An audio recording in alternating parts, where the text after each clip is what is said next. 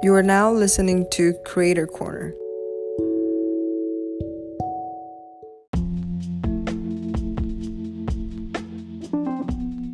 Welcome to this episode of Creator Corner. Today we have Anakaren Lopez, also goes by AK, who is a broadcaster and a creative producer for LATV Network. So welcome, AK.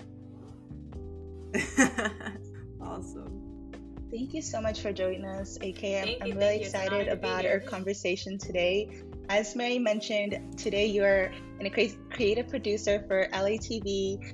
So a lot of experience in entertainment and media, which we're really excited to hear about. Before we jump in, wanted to start with just some quick icebreakers to get us settled into our conversation today. So the first question we have for you is, what has been your most awkward interaction in an interview? Many a time. I think, as a host and interviewing folk, you have to be comfortable with humiliating yourself. If you're considering the shadow work, you have to let go of your ego in that sense.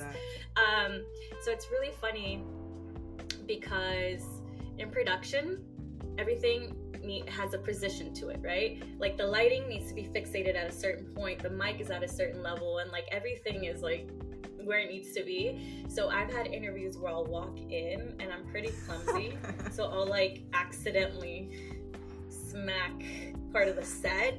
And specifically that happened with, oh my god, I'm forgetting his name. The Codrillos Tumbados guy. Nathanael.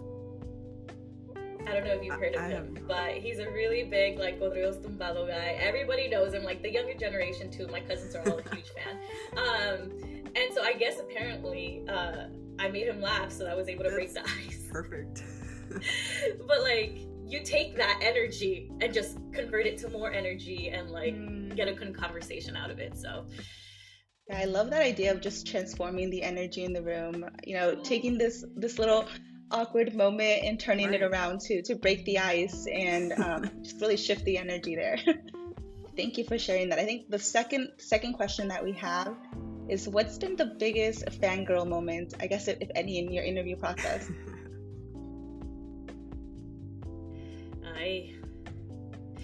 So this is what happens when I interview folk. Obviously, Pepe Aguilar the first time.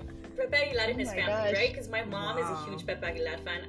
I grew up on his music, but when I go into an interview, I try to forget about the artists and all the fame. I try to be like, they're human. I want to connect to them on a human level. And honestly, I think that's what distincts me from other interviewers. Because, oh my God, sometimes I'll be at press conferences and it's known that they're there for farandula.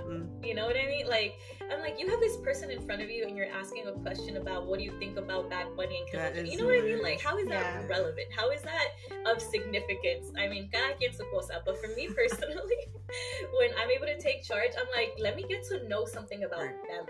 What makes them uncomfortable? What's a mistake they're glad happened? Those kind of questions. So I try to forget about them, and they're huge fame, like I said. But Pepe Aguilar and his family, I was like, I'm just gonna connect to them. I'm gonna connect to them. And then once I got them, there was someone else doing the interview, and they're like, AK, you're next. And I was like, yeah, I'm ready. I have my questions down, memorized. Connect on a human level. And then I turn around and the camera guy's like, okay, go. And I turn around to them and I'm like, I completely forgot where I was going to start. I completely forgot what I was going to ask. To the core. So then I pretended there was a mic issue so like my neurons could connect. That's a good one. So Pepe Aguilar, yeah. Oh my gosh, that's so crazy. I would have been like stunned. What did you... That's like Mexican royalty, right there, you know what I mean? What did your mom say about that interview? Right. She's like, oh my God, like, tell him I love him. And then sometimes I'm able to get tickets. If I have a good relationship with the PR agents, they'll be like, hey, do you want to, go to the concert? So I took my mom to, what was it? The Jaripeo Sin Fronteras tour. So I was able to take her and she was just like, oh my God, like... It was cute. It's cute. Definitely love the mic issues. I think I love that. So yeah, it sounds like AK, like, I mean, creative producing, it has sounds like you're pretty organic at it, and it has, you know, like some natural expertise in it. But we're curious to hear, like, what prior experience did you have, like, in the media and entertainment industry before your role as a creative producer with LATV? None. Exactly. That's right. That's right. Well, okay, side note. We all went to Berkeley together. Right. Like, well, we started 10 years ago in 2013 as freshmen, right? All out there. I want to say, because Mary, we talked about before, I think we had some run-ins, because I definitely remember you. But, like, I want to say, you both still look like I remember you. You know what I mean? And, like, I get confused. I went to go drop off my brother in college, and I get confused for fashion. So I'm like, we're good. Oh, yeah. Like, we're aging like fine wine, they say. 10 years later, we're thriving. You know. Let's see. I went to Berkeley and I studied molecular biology. I did, for funsies. No, I did it because my mom, as a Latina mother, she was like, you need to have a good diploma to fall back on. You know, she wanted me to be a doctor. Mm-hmm. I didn't necessarily want to go that route. But I've always known I wanted to act, and I've always, like, been super imaginative. So, you know, I had some history after graduating, but then I had this friend who was like, hey, you know, I have a brother that works for the TV network. Mm-hmm. If you want, I'll introduce you. And I was like, no, que pena. Like, what do you mean? Like, are you sure? Like, am I able to go? Like, and he's like, AK.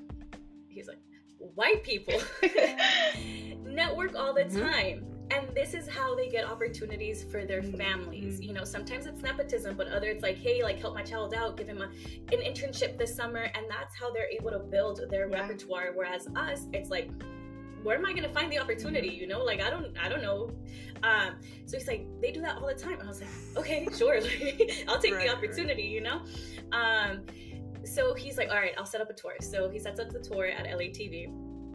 And the brother's showing me around. So my friend, oh my God, I love him forever.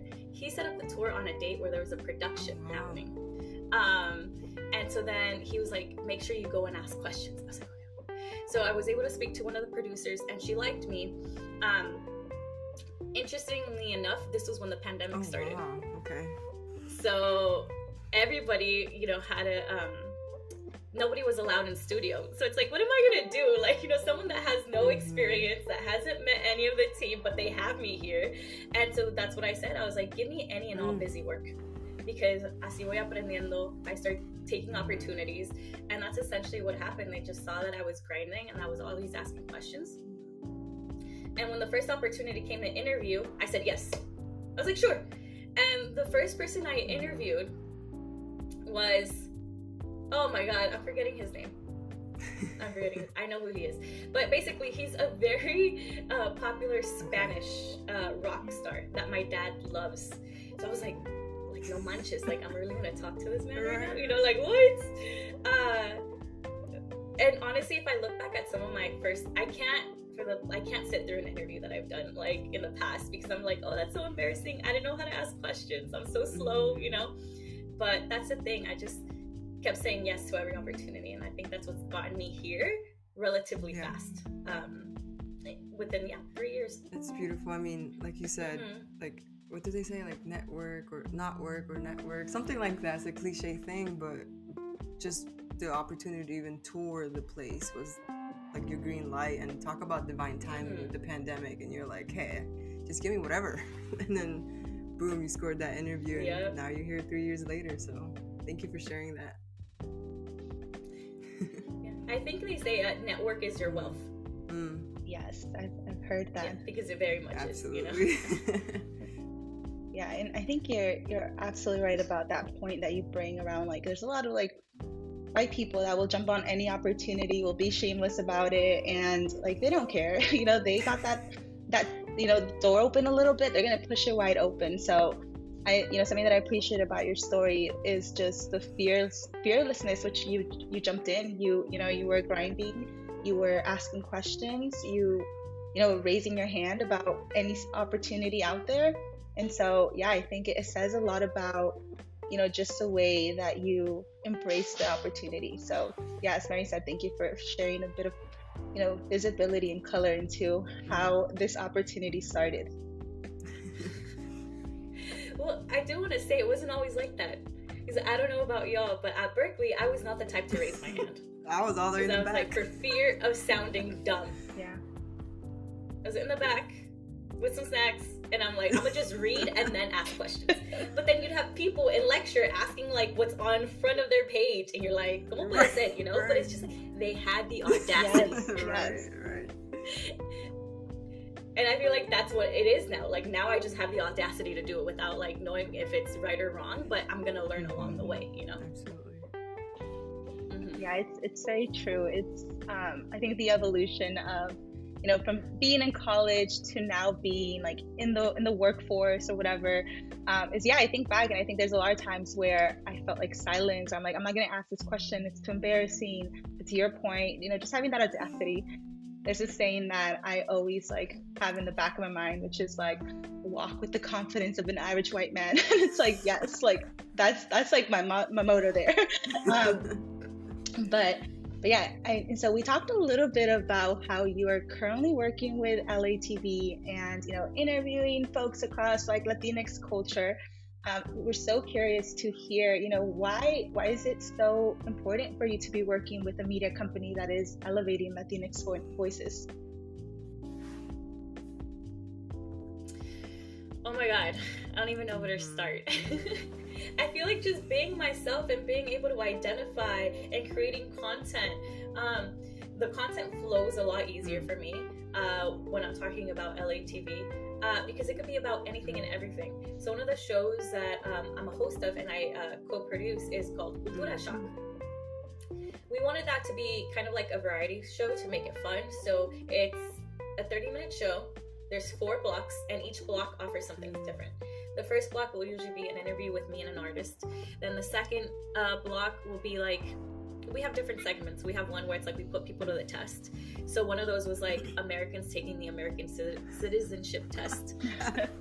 Right? So like something that you're like, bro, not even like public school does not prepare you for that. How do you expect other people? You know what I mean?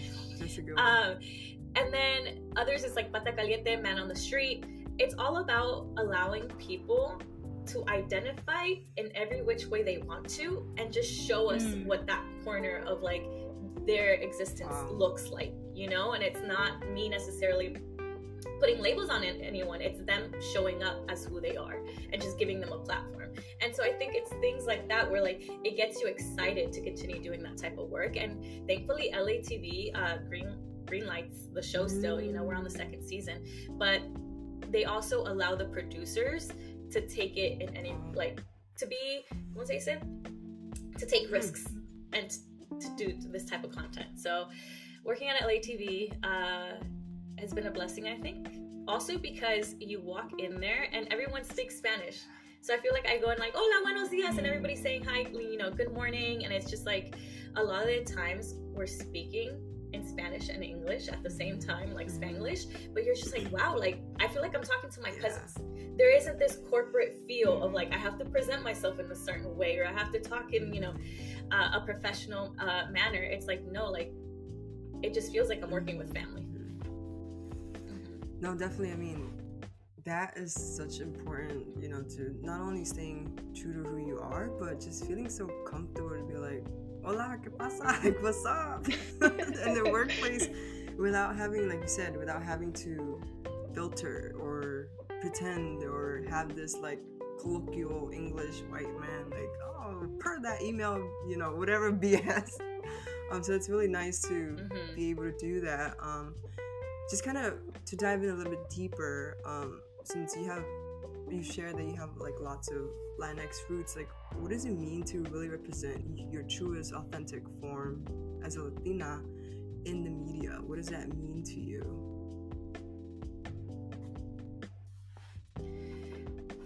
I mean, I don't think there's necessarily one way, right? I think being authentic takes a lot of courage. And there's a lot of fear that can come with that, whether it's like, you know, your form of like identity politics, class consciousness. So for you to rise above all of that, because it's very prominent, I still feel, to rise above that and to just show up, it's like, wow. And I think that's why I love talking to a lot of these artists, because a lot of these artists, the thing with LATV is we don't just do the A-listers. We do like people that just started, people that are putting out mixtapes, and just want an opportunity. We'll say yes to them, right? So what I admire about this range is that these artists aren't pretending to be anyone, really. You know, and I think anyone that's creative, it's the fact that you allow yourself to dive into your mind, into your own world, accept it, validate it, be comfortable with it, and show that to the world. So that's why I think sometimes being a creator, it feels like a very vulnerable job, because you're exposing your inner world. So to see that a lot of these artists are doing that, not for fame, not for the money, but are literally doing that, opening themselves up, that's, I think, when other people are called to it, because they're like, whoa, that's so authentic, that's so true, that's so real. I think that's what I enjoy most, and I think that's what I'm able to do as well. Definitely. You know.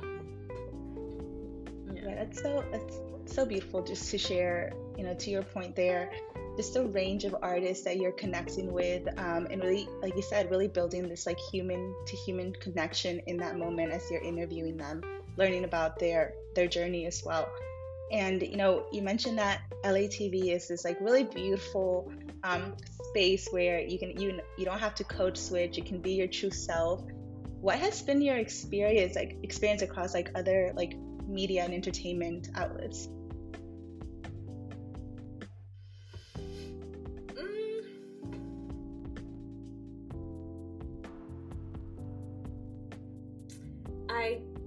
I wouldn't necessarily know how to compare, only because I feel like I have the agency to show up as myself.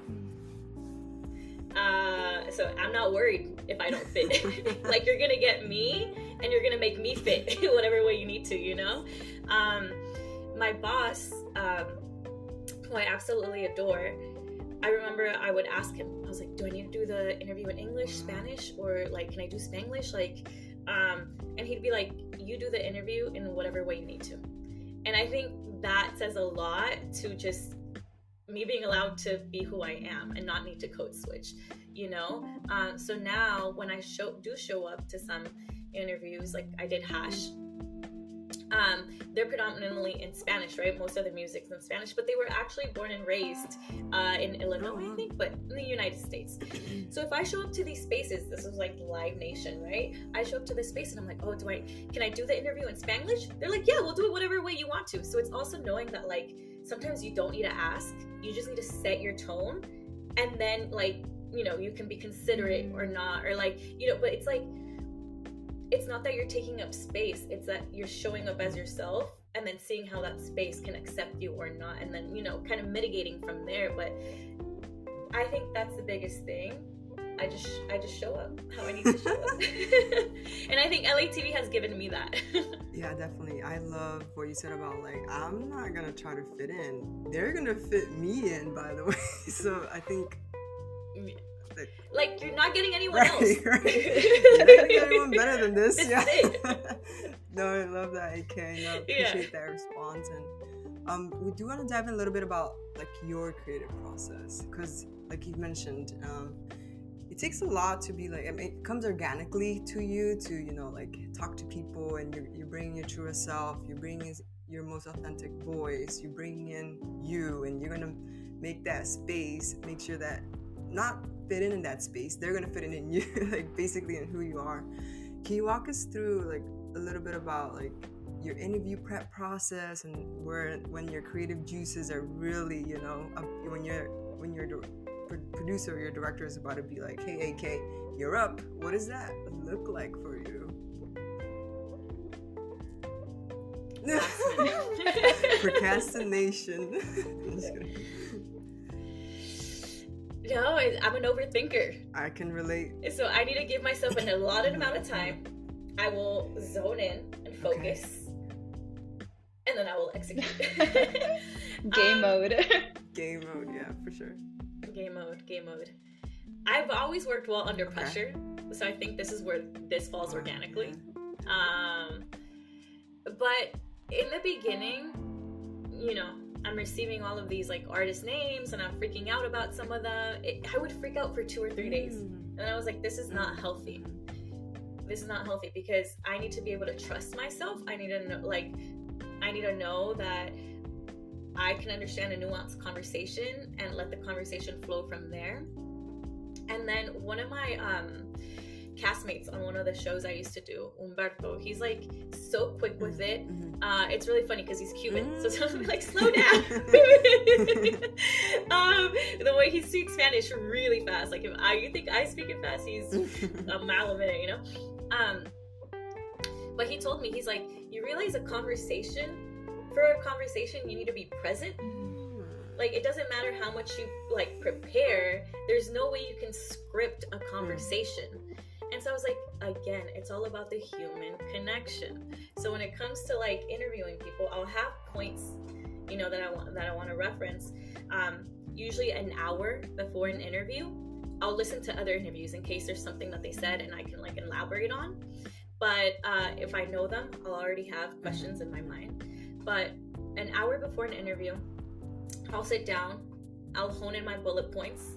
Usually it's like a 10-minute interview, so we're talking about like 4 to 5. If they know how to hold a conversation, it'll be less. But again, it's only like 4 to 5 questions. That's that's a small amount, because as we're holding the conversation, they'll say something and then I'll nitpick at that, and then that will create like another 2-minute dialogue.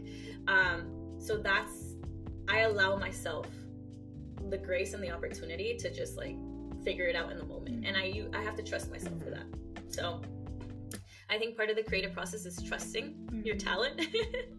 But also that takes away the pressure, because it's about just allowing yourself to release who you are in the moment, I would say.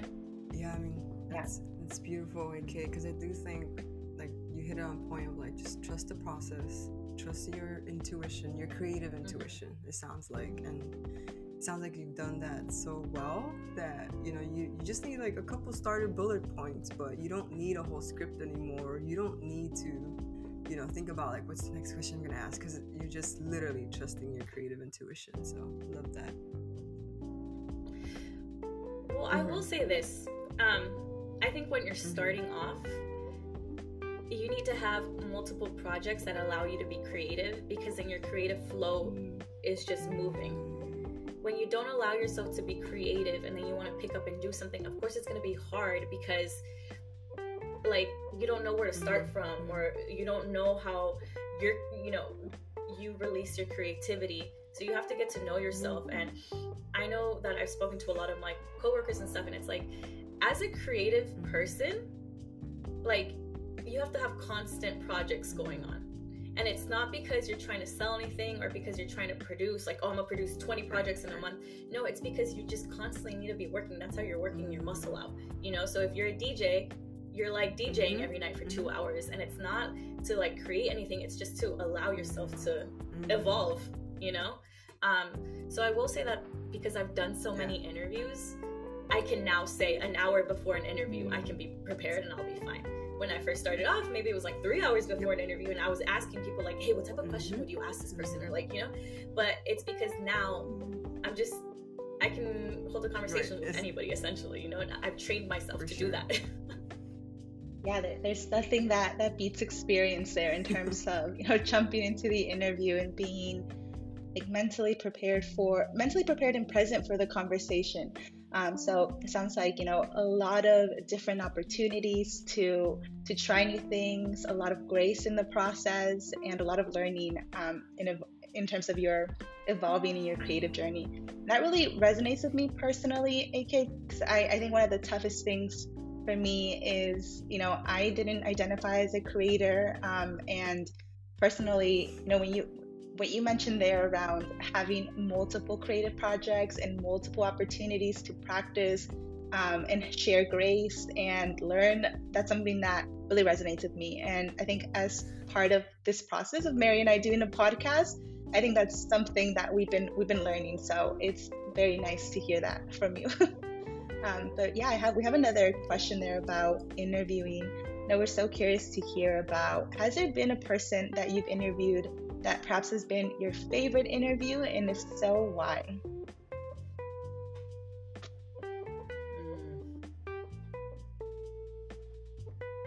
Damn, there's been so many. I honestly haven't. This is my issue. I'm so go. I can say till this day, I haven't gone back and taken stock of what I've accomplished. So that's a hard question, for me, I like to put it into perspective. I've done the Latin Grammys 3 years in a row now. The first year was during the pandemic, so it was only about 8 interviews over Zoom. And that for me was a lot, like 8 interviews in one day. I was like, oh my God, how am I going to remember all these questions for all these people, right? And that was at the point where I would take like 5 hours per person. So I was like, oh my God. Second and third year now, they're in person. They're in Vegas. We're there for a week. We're interviewing 2 days primarily. And each day I'm interviewing 30 artists. Wow. So the second year I went, they didn't send me a co-host. So it was just me. And I was like, oh my God. Full disclosure, I had a panic attack the first day I got there because I'm just like, I've never been in a Vegas suite. The company rented all this out. We're paying who knows how much money for the camera guy, the operator, it's just like, we're talking about like a 10K budget and it's all on my shoulders. No pressure. And I'm like, if I mess this up, it's a lot of pressure.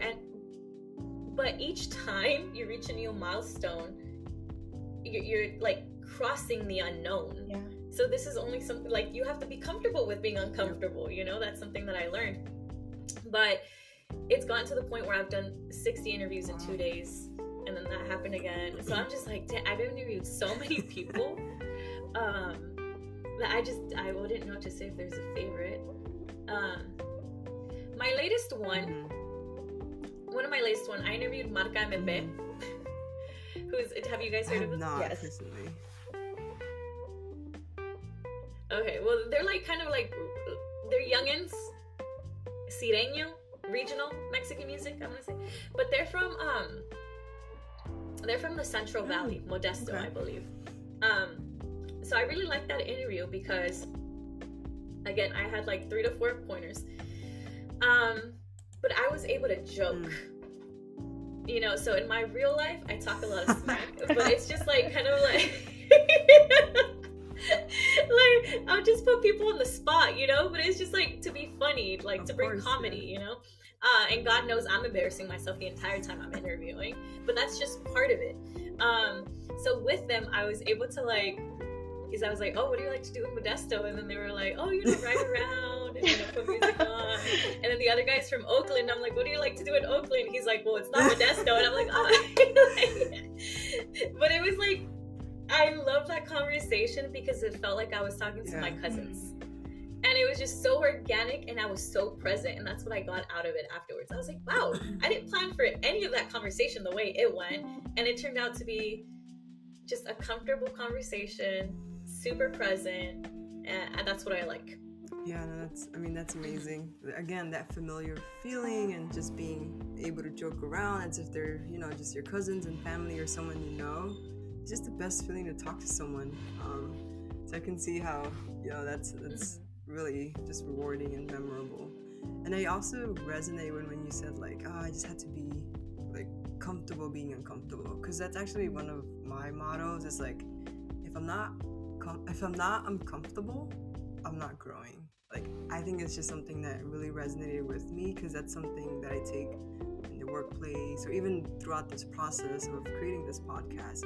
It's it was very uncomfortable at the beginning. I'm like, oh, we're doing cold calls to random creators and taking time, and it's just really appreciative, but we want to make sure it's a good worth of the time. And it was uncomfortable, but it got easier over time as we made sure we dived in with the creator and their journey, and making sure that it is part, the purpose of this is to learn about your process So it's just been really rewarding to just go through that iterative process as well. And I guess just big just shout out to you, AK, because I know you said that you haven't taken a moment to really take stock into everything you've accomplished and the past 3 years and what that journey's been like. But just from the perspective of knowing you from college and seeing you evolved in your interviews, because I've watched your interviews and they're great, and so it's really, really nice to see you out there chatting with folks, having a platform where you're representing. So I think big shout out to you. And I know it's hard sometimes to pause and celebrate ourselves and acknowledge everything we've accomplished, but yeah, I think just seeing you on Instagram, seeing your interviews, it's been really, really nice from my perspective. So I'm really, really just grateful to have you on the podcast today. Yes, definitely. Thank you. I super appreciate that. And it's just just to quickly wrap up a little bit. So in terms of, you gave lots of just tidbits of nuggets, golden nuggets to other, potential creators in media and creative producers out there. But can you just share some advice of for other folks who are maybe starting their media and entertainment career as well?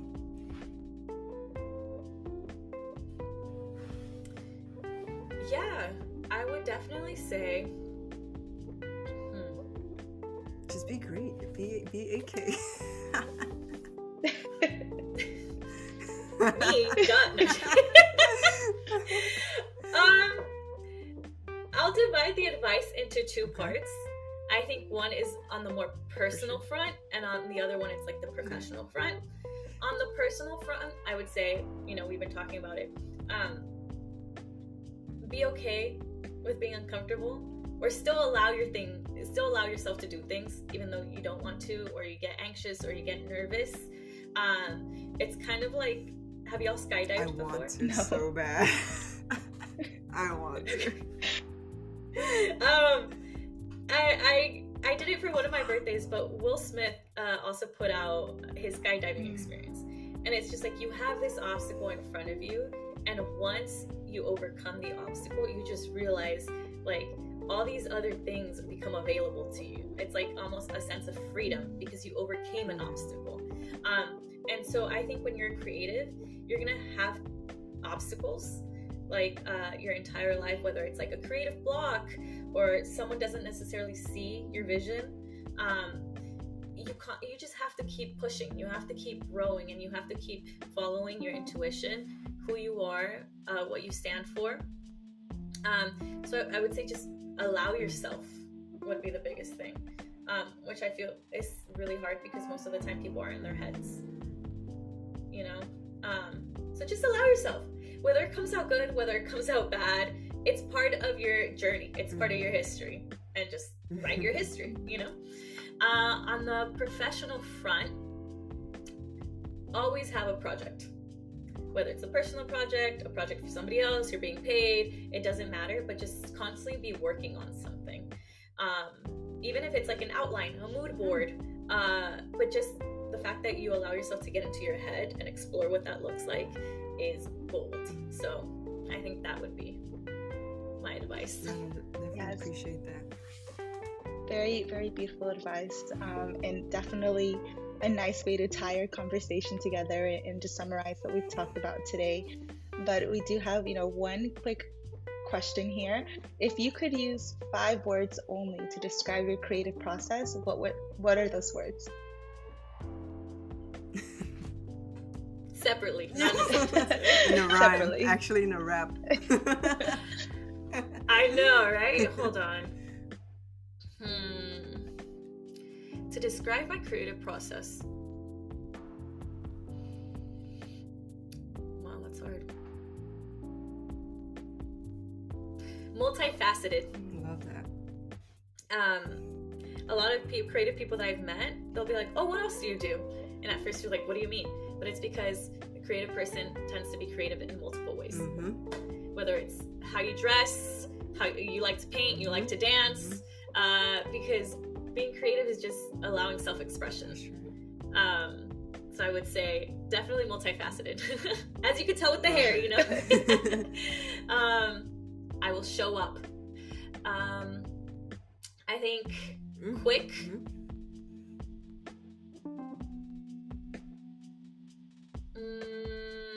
Trusting. Present. Yes, definitely.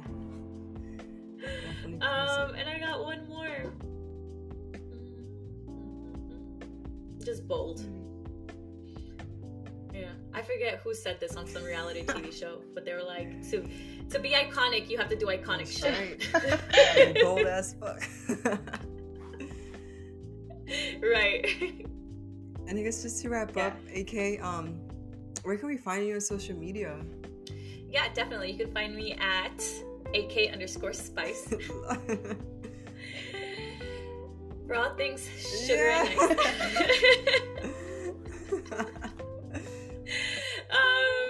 But yeah, that my main platform, I would say, is Instagram. So if anyone ever wants advice, I do have, I've always responded to people that hit me up too, where it's like, I'm just starting, what should I do? That kind of thing. I'm always glad to provide some information, because I know that someone paid it forward with me, so I'm willing to pay it forward with anyone who needs it. That's very beautiful. But yeah, that's all we wanted to discuss today, AK. We really, really appreciate your time. We're so thankful for the opportunity to hear about your journey, and just having a bold Latina here on our platform is something that, of course, it's the cherry on top to it all. Definitely. Thank you. Thank you so much for having me. It was like a little reunion. It really was. That warms my heart. Yes. That's beautiful. Yeah, the one thing I'll take with me, AK, is that you said that we look exactly the same as we did 10 years ago. So that's what I'm taking from this conversation. I'm kidding. Right. And we'll have this podcast again in 10 years. Yeah. And we'll still be looking good. Yes, absolutely. That's so amazing. If anyone wants to take anything away from that, is that all three of us still look good. That's right. Yes. That's all they need to know. Yes, you heard it here first. Appreciate your time, AK. Such a treat. And yeah, go fucking Bears, I guess. Yes.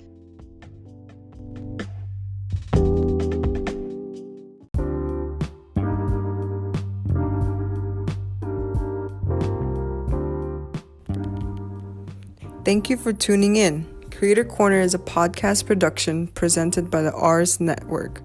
It is hosted by Dalia Zaragoza and Mary Figueroa. This podcast is edited and produced by Muhammad Abdullah Kawish.